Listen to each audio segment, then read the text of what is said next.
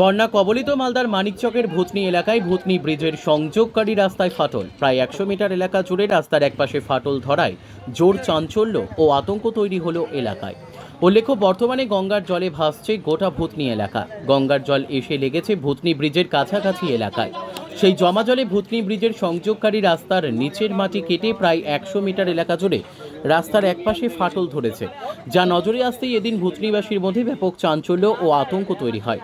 এলাকাবাসীর বক্তব্য, বন্যার জলে রাস্তা ক্ষতিগ্রস্ত হয়েছে। সেই রাস্তা দ্রুত মেরামত করার উদ্যোগ না নিলে যে কোনো সময় ধসে পড়তে পারে।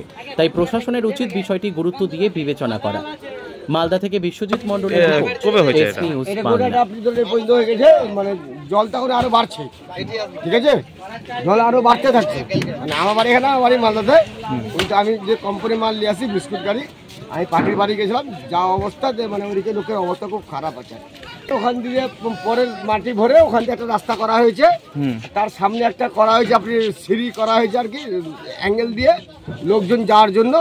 তাও হাফ প্যান্ট পরে যাচ্ছে। আপনি ধরে 4 দিন ধরে আছে, 4-5 দিন ধরে ফাটল হয়েছে। এটা ধরেন আপনি মিনিমাম 280। কি মনে হচ্ছে এর থেকে বড় দুর্ঘটনা হতে পারে এই ফাটলের জন্য? হ্যাঁ, এটা হতেও পারে, যেভাবে জল বাড়ছে এটা কেটেও যেতে পারে। ব্রিজে কি কাজ ঠিকঠাক হয়নি?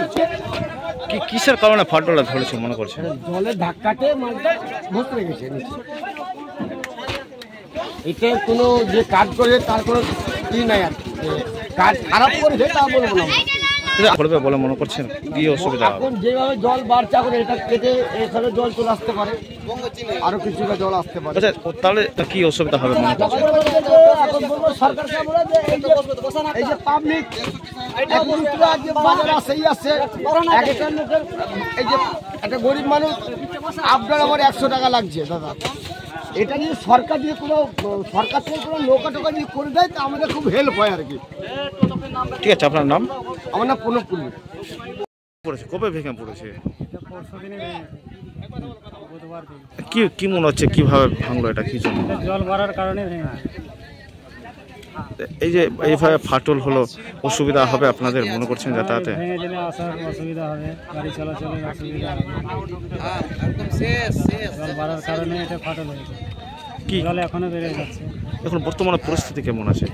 এখন তো পরিস্থিতি ভালো নাই, আরো তো ফাটিয়ে যাচ্ছে এখনো। কতটি ফেটেছে মোটামুটি?